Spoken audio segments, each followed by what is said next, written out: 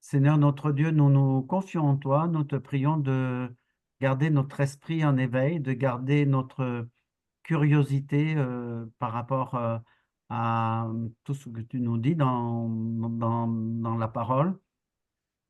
Garde nos cœurs en éveil, nos esprits en éveil, nos intelligences en éveil, et donne-nous ce soir de glaner encore des choses qui sont pour nous et pour grandir dans notre foi et notre connaissance de ta parole. Amen, Seigneur.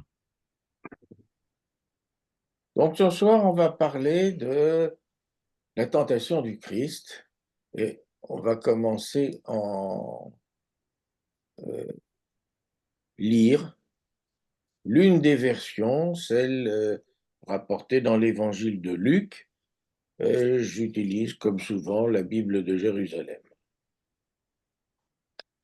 Jésus, au chapitre 4, les 13 premiers versets. Jésus, rempli de l'Esprit Saint, revint des bords du Jourdain et fut conduit par l'Esprit à travers le désert, où pendant 40 jours il fut tenté par le diable. Il ne mangea rien durant ces jours-là, et lorsqu'ils furent écoulés, il eut faim. Le diable lui dit alors, si tu es fils de Dieu, ordonne à cette pierre de se changer en pain. Mais Jésus lui répliqua, il est écrit, l'homme ne vit pas seulement de pain.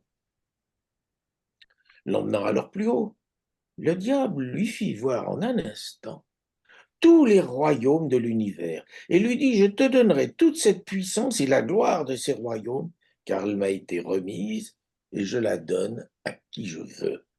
Si donc tu te prosternes devant moi, elle t'appartiendra tout entière. Mais Jésus lui répliqua, il est écrit, tu adoreras le Seigneur ton Dieu, et c'est à lui seul que tu rendras un culte. Puis il le conduisit à Jérusalem, le plaça sur le faîte du temple et lui dit, si tu es fils de Dieu, jette-toi d'ici en bas. Car il est écrit, il donnera pour toi des ordres à ses anges afin qu'ils te gardent. Et encore, ils te porteront dans leurs mains de peur que tu ne heurtes du pied quelque pierre. Mais Jésus lui réplique, il est dit, tu ne tenteras pas le Seigneur ton Dieu. Ayant ainsi épuisé toutes les formes de la tentation, le diable s'éloigna de lui pour revenir au temps marqué. Texte assez bref, un peu squelettique. Alors, on va commencer par situer ce récit dans les différents évangiles. Baptême et tentation de Jésus n'apparaissent pas dans l'évangile de Jean. Restent les synoptiques, les 3 synoptiques, rapportent des récits assez différents, mais tous le placent immédiatement après le baptême.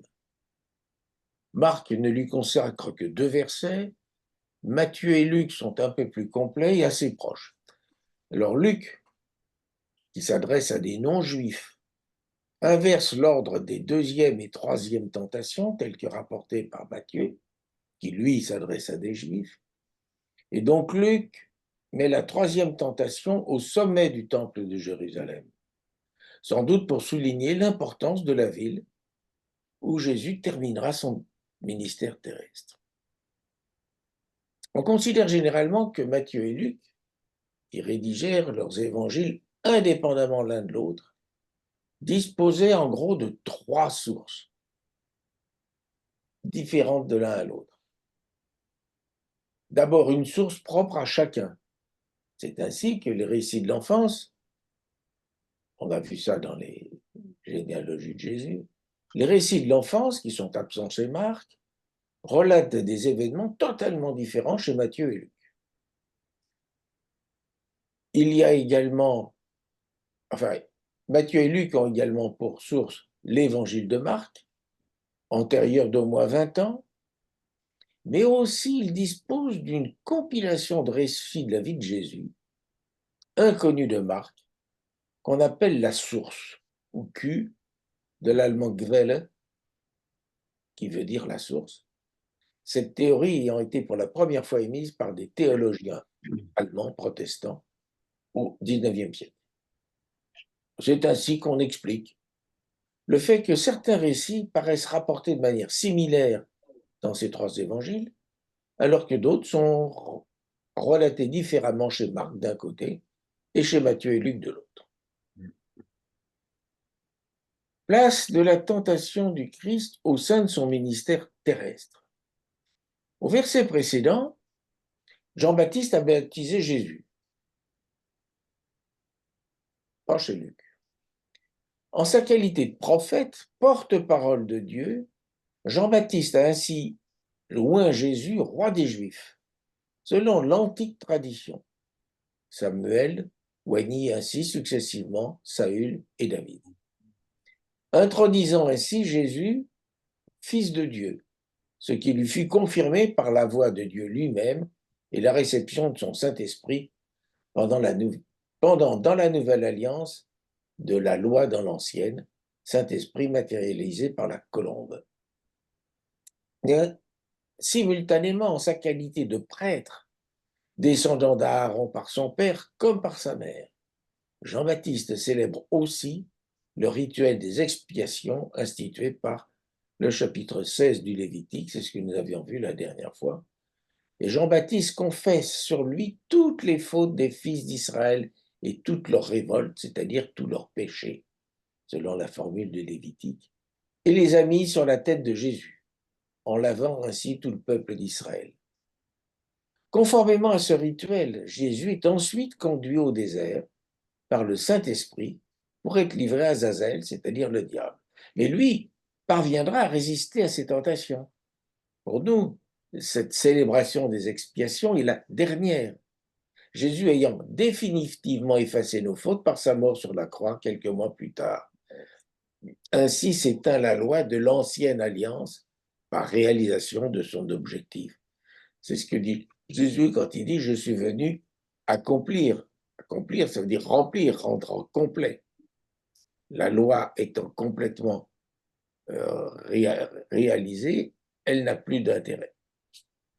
Et c'est cet événement que nous célébrons sous le terme de carême, période qui s'achève avec la Semaine Sainte, la commémoration sur une seule année liturgique de l'ensemble des 3 ans du ministère de Jésus, conduisant à ce télescopage de la commémoration du commencement et de la fin du ministère de Jésus. On va essayer de procéder à une analyse du texte que nous avons venons de lire, c'était celui de l'évangile de Luc.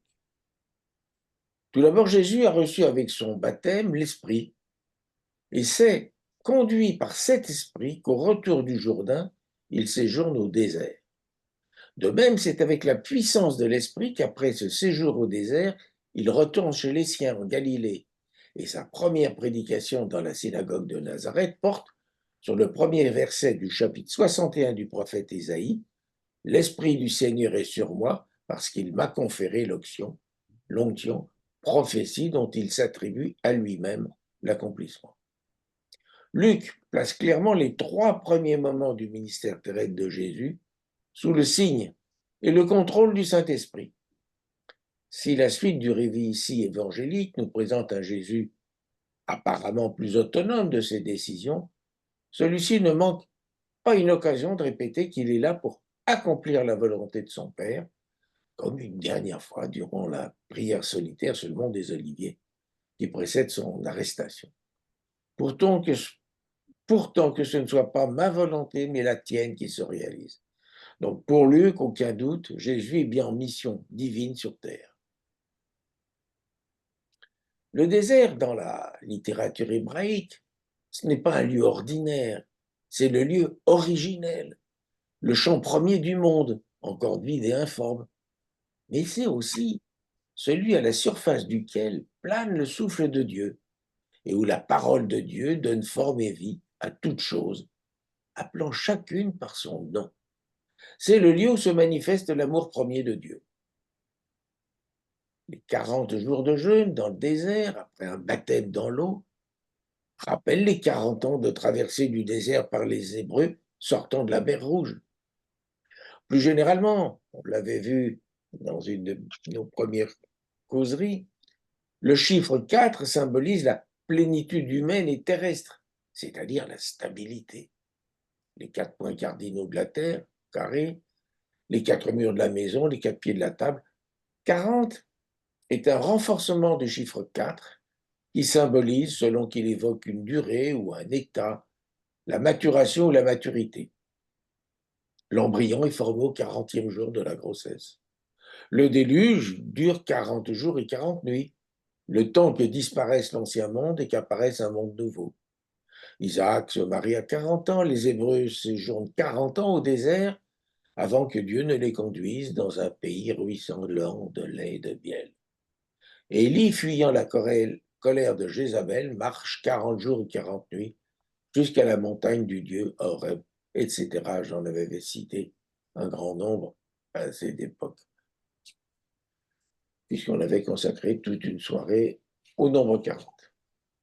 Pour Jésus, ces 40 jours au désert, seul à seul avec lui-même, vont lui permettre de voir clair en lui-même, de s'affranchir de tout ce qui lui avait été inculqué par sa famille et son entourage, d'intérioriser sa mission, en un mot, d'exorciser ses propres démons, comme l'exige la vérité de l'incarnation. Jésus fut-il ainsi tenté ou éprouvé? Le latin et les langues qui en dérivent distinguent entre l'épreuve, venue de Dieu, et la tentation venue du diable, alors qu'en grec comme en hébreu, il n'y a qu'un seul mot pour les deux concepts. Bien des années avant la rédaction des évangiles, saint Paul avait déjà opposé Adam et Jésus, et notre récit illustre cette opposition. Adam commence sa vie en un lieu prospère, le paradis d'Éden, alors que Jésus, né dans une crèche, commence son ministère au désert aride. Dieu crée Adam à son image et à sa ressemblance. Malgré ce, le démon le séduit en lui annonçant que s'il mange le fruit défendu, il sera comme Dieu. Jésus, fils unique de Dieu, se dépouille de sa condition divine pour prendre la condition et l'apparence d'un fils de l'homme, d'un serviteur. Le démon séduit du premier coup Adam, la nourriture, c'est-à-dire la satisfaction de ses sens. Et bien que rassasié, le premier homme succombe. Le démon prétend faire de même avec Jésus, mais bien qu'affamé par 40 jours de jeûne, celui-ci le repousse fermement par 3 fois, proclamant par 3 fois son attachement à l'observance des Écritures. Ainsi, en succombant à la tentation et en transgressant le commandement de Dieu, le premier homme introduit dans le monde la mort et la corruption, par un seul homme, dit saint Paul, le péché est entré dans le monde et par le péché la mort, et ainsi la mort atteint tous les hommes. Jésus-Christ, par sa victoire sur toutes les tentations et grâce à la sainteté de sa vie humaine, dépourvu de tout péché et donc exempt de condamnation, a pu racheter, justifier l'humanité entière en la sauvant de la mort et de la corruption. Qu'est-ce qu'on peut tirer de ce texte? On va l'analyser encore d'un peu près. Qui sont les acteurs et spectateurs de ce récit? Il y a Jésus lui-même, bien sûr. Il y a le Saint-Esprit, le diable. Luc, qui nous intéresse plus particulièrement aujourd'hui, ne fait allusion ni aux anges, contrairement à Marc et à Matthieu, ni aux bêtes sauvages, contrairement à Marc. Toujours est-il que cet épisode n'a pas de témoin simplement humain, contrairement à la transfiguration. On peut donc se demander comment cet épisode est parvenu à la connaissance des rédacteurs des évangiles, par deux voies différentes qui plus est, puisque manifestement Matthieu et Luc ont trouvé leur inspiration non dans le récit fait par Marc, mais dans la source, comme nous l'avons vu plus haut. Donc, si l'historicité de ce récit, pris par les 3 synoptiques, n'est pas évidente, c'est que sa portée symbolique est considérable. Placé avant le début du ministère de Jésus auprès des hommes, ce récit indique, en négatif, comment Jésus se refusera à intervenir auprès des humains. Il met également en garde l'Église et le chrétien contre des tentations toujours actuelles. Venons-en à la première tentation.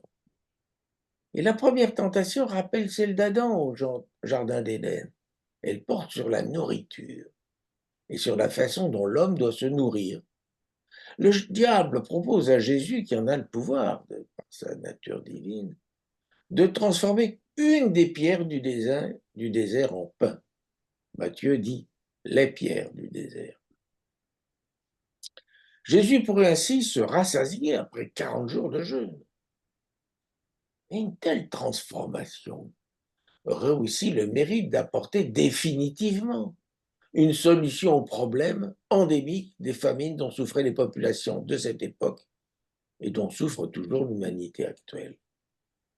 Mais Jésus n'est pas venu se substituer aux hommes dans la solution de leurs problèmes et combler leur inquiétude du lendemain.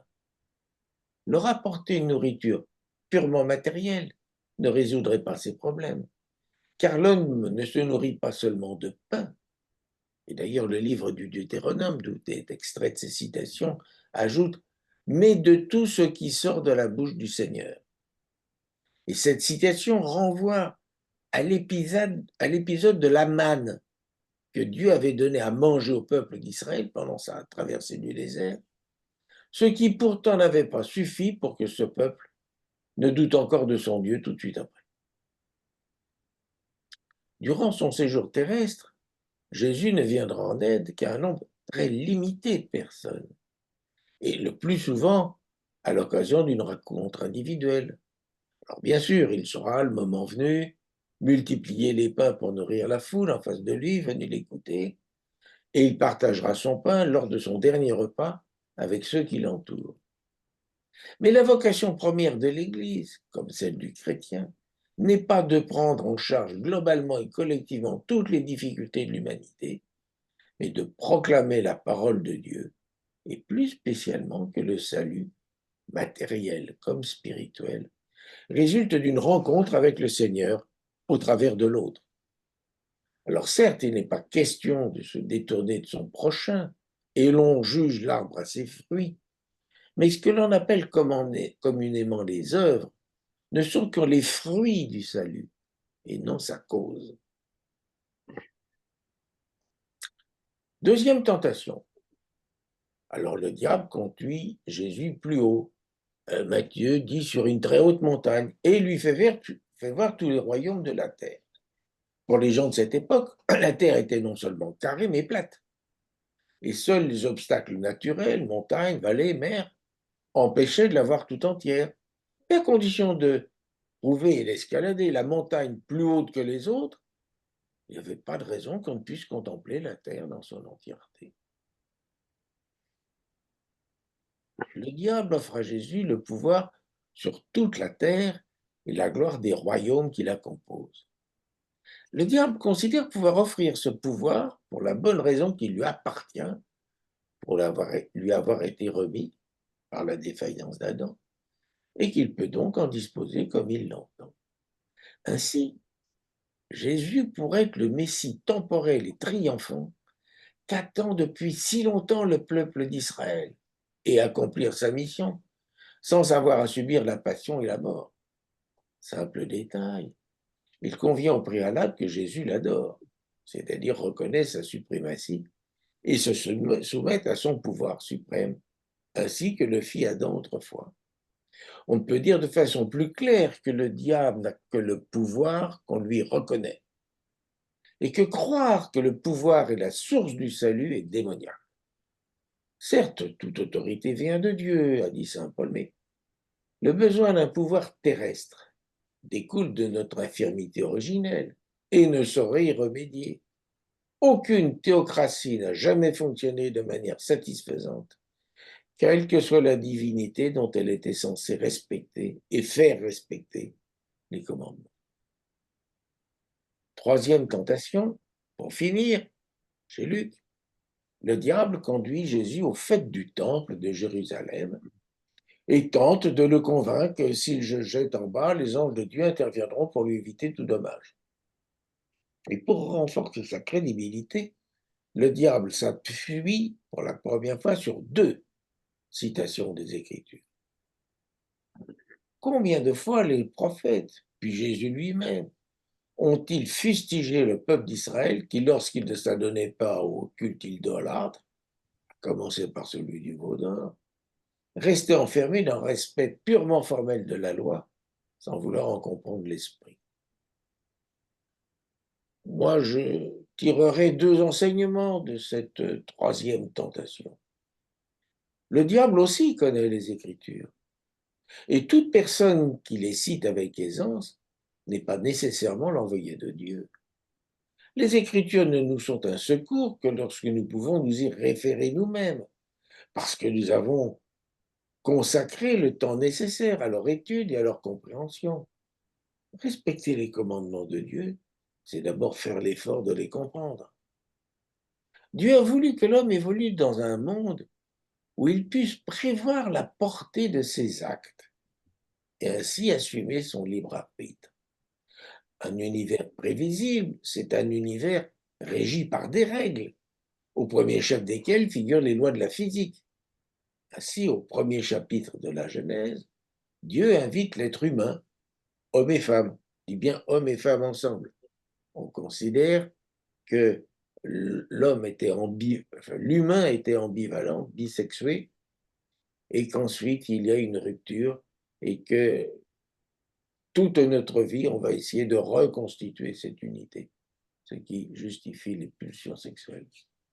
Donc Dieu invite l'être humain, homme et femme, à dominer la terre. Ça vient du latin dominus, le Seigneur, c'est-à-dire à faire l'effort de découvrir ses lois et à rechercher comment les mettre à son profit.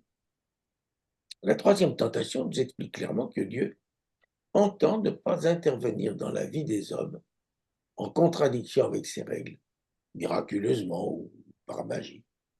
Alors certes, les miracles existent, les Écritures en relatent un certain nombre, d'autres sont survenus depuis, mais hormis un ou deux cas mythiques, ils interviennent toujours dans le cadre de nos lois ordinaires.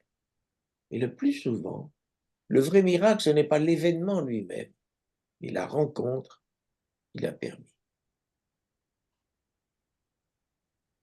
Ce passage est l'un de ceux sur lesquels les réformateurs se sont appuyés pour élaborer leurs grandes affirmations. Et il y en a quatre. Par les Écritures seules, scriptura sola, à chaque tentation, Jésus n'oppose et n'a à opposer que la seule parole. Par la foi seule, fidei sola, Jésus ne fait rien.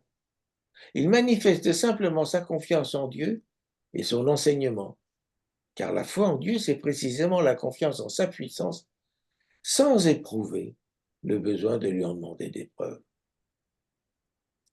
Par la grâce seule, gratia sola, Jésus ne triomphe du diable que par la grâce de Dieu, son Père, dont Matthieu symbolise la présence par ses anges. Et enfin, en toutes circonstances, à Dieu seul la gloire. Dei soli gloria. C'est bien parce que Jésus ne rend gloire qu'à Dieu seul qu'il ne peut accepter la gloire du royaume terrestre que lui fait miroiter le diable. Constatons enfin que la victoire du Christ n'est pas définitive. Toute tentation possible épuisée, le diable s'écarte de lui jusqu'au moment fixé, c'est-à-dire la passion et principalement la prière sur le mont des Oliviers juste avant son arrestation. Le diable est toujours à l'œuvre, les tentations du Christ sont les nôtres, et les humains y sont toujours sujets. Puissent les chrétiens les reconnaître et les repousser avec l'aide de Dieu et de sa parole. Voilà, j'ai été un peu plus bref que d'habitude. Et je vous écoute. C'est vrai.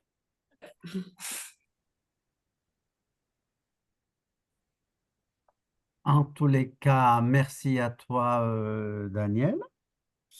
Merci pour tous les commentaires et j'ai découvert le lien entre donc la tentation, ce récit de la tentation et donc le script, sola scriptura, la foi seule, la grâce seule. Donc ça, c'est assez intéressant. J'ai un texte sur lequel j'ai eu fait une fois ou deux un catéchisme adulte sur les 6 principes fondamentaux du protestantisme. Et évidemment, il y a ces principes-là. Mais effectivement, la tentation se prête bien à mettre la place de la parole en premier dans le combat spirituel. Donc, merci pour ce lien-là, en tous les cas.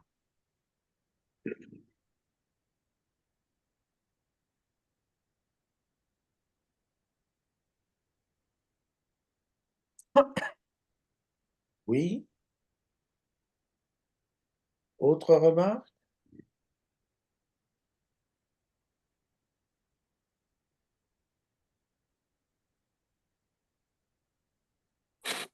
Alors, j'ai pas de questions,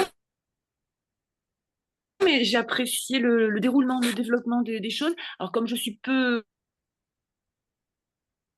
Oui. des principes du protestantisme, ben moi, je découvre, hein, contrairement à Georges, bien sûr, je C'est découvre le fait un lien entre peu, cette c'est scène fait un peu fameuse, pour quand ça. même, hein, de la tentation.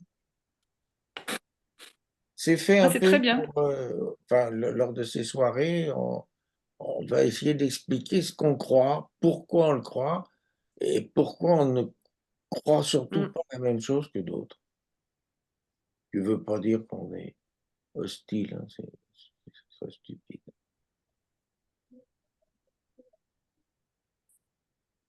J'ai été frappé en réentendant et en t'écoutant la similitude entre certaines tentations, où il y en a finalement deux là-dedans, qui concernent le fait de monter et d'être sur des hauteurs, quoi.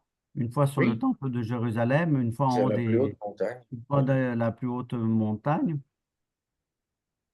On a presque l'impression que c'est le même processus au début, d'être le plus haut possible. Sauf que, effectivement, la demande du diable n'est pas la même en conclusion. Mais oui, oui, c'est de là. Mais- Et le fait que tu dises aussi que quand on monte très haut, en principe, si on arrive à monter assez haut, comme la Terre est plate, normalement, on devrait tout voir. c'est ça. Ben oui, on avait longuement insisté là dans deuxième causerie, Cosmos et religion. On voyait les choses assez évidemment. Démontrer la courbure de la Terre à un observateur banal quelconque, c'est très, très, très difficile, hein. C'est très, très difficile. Mais On t'explique que lorsque tu es au bord de la mer, ce qui n'est pas le cas de tout le monde, et qu'un navire il paraît qu'aujourd'hui encore, de très nombreuses personnes croient que la Terre est plate. Oui, oui, absolument. Absolument, surtout aux États-Unis où chacun Oui, est libre de penser ce qu'il veut et de former ses une enfants. lecture fondamentaliste. Oui, oui. Donc, Mm. il y a ce qu'on appelle les créationnistes qui sont persuadés que Dieu a créé la Terre en bloc en une semaine il y a 6500 ans. Mm. Alors que les créationnistes soient convaincus que la Terre est créée en 6 jours ou 7 jours, euh, euh, on comprend sur quoi ils essaient de se fonder, c'est-à-dire sur le texte, en ne le prenant pas au sens symbolique. Le fait qu'ils tirent de la Bible que la Terre est plate, ça c'est un peu plus complexe, hein. Je ne sais pas quelle lecture littérale ils prennent pour ça, mais il y a de tout, c'est sûr. C'est autre chose. Quand est-ce qu'on se revoit? Je ne sais plus. J'ai mis la date quelque part, mais je ne sais Alors, plus. on est en janvier, donc la prochaine fois, forcément, Peut-être c'est en février. sans doute le 14 février. Alors, est-ce que c'est une chose qui a été dite ou pas encore? En principe, j'annonce toujours la suivante. Oui, effectivement, je n'ai pas noté cette fois-ci. Bon, on va dire que ça sera le 14 février, hein, la date le plus près du 15 possible. Je me le mets tout de suite sur Et l'agenda. je vous le confirmerai, bien entendu. Alors, études approfondies. Et cette fois-là, on va plonger. Alors, on a commencé à balayer très sommairement l'Ancien Testament. On passe depuis les généalogies de Jésus au Nouveau Testament. On va d'abord examiner les récits de la vie de Jésus dans les 3 synoptiques, ensuite dans l'évangile de Jean, qui est quand même très différent, et puis on terminera avec les paraboles, qui ne sont pas simples d'interprétation. Donc, la prochaine fois, on va pas s'intéresser à pardon? On va s'intéresser à un événement de la vie de Jésus qui est un récit d'une noirceur et d'une complexité terrible. Je suis à peu près persuadé que je n'ai pas bien compris tout ça. Ah oui, ça y est, je sais où j'ai noté ça. Oh, excusez-moi.